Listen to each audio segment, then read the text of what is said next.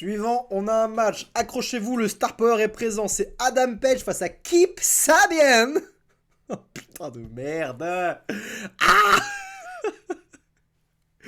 putain, Adam Page face à Kip Sabian. Adam Page a mis 8 minutes pour battre Kip Sabian. Sérieusement, 8 minutes, ça va se régler en 2 minutes ça. Alors oui, ils ont justifié ça par le fait que Kip Sabian a agressé Adam Page au tout début du show. Mais là, ça fait déjà 1h30 que le show il a commencé, là.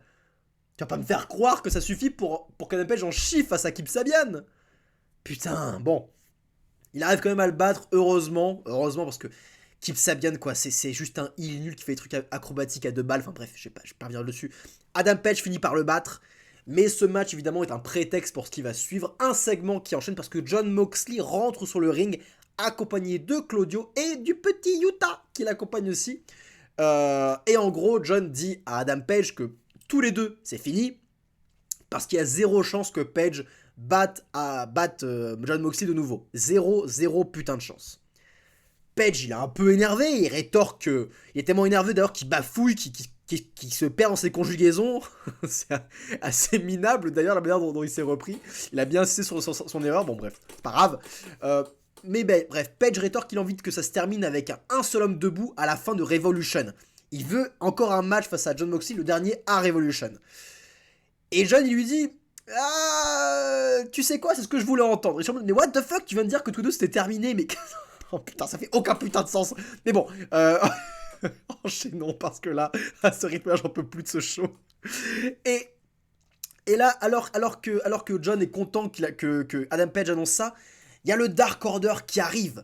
Le Dark Order, les potes d'Adam Page, puisque Jon Moxley dit à Adam Page qu'il n'a aucun ami, donc ça énerve le Dark Order qui rentre sur le ring.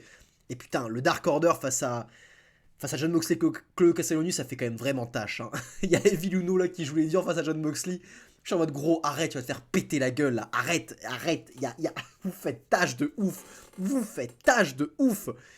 Et encore une fois, hormis ce problème d'équilibrage de talent et de star power, on a une équipe de babyface qui confronte une équipe de babyface.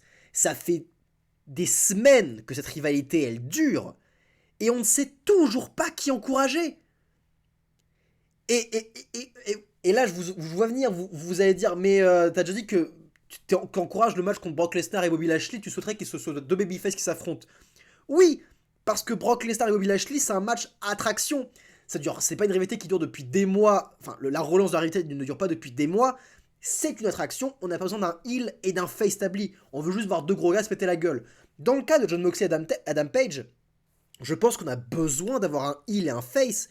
Parce que ce n'est pas une attraction, c'est une rivalité sur long terme. Et sur le long terme, on ne sait pas qui encourager. On ne sait pas qui détester. Pour un match, ça va. Pour une rivalité entière, putain, ça commence à faire long, quoi. Ça y perd beaucoup en intérêt, quoi. Et puis surtout que les matchs ne sont pas si dingues que ça. Les 2 premiers matchs, je les ai trouvés corrects sans plus. Trop dans la surenchère, c'est pas terrible comme match. Et en plus, du coup, John propose à Adam Page qu'à Revolution s'affronte dans un putain de Texas Deathmatch, le truc qu'on a vu au début du show, là. Oh, putain. On a eu cet avant-goût qui était misérable et vous êtes en train de nous dire qu'on va revoir ça, Revolution, pour conclure cette rivalité. Ah! J'ai pas envie de voir ça. Bordel de merde, putain.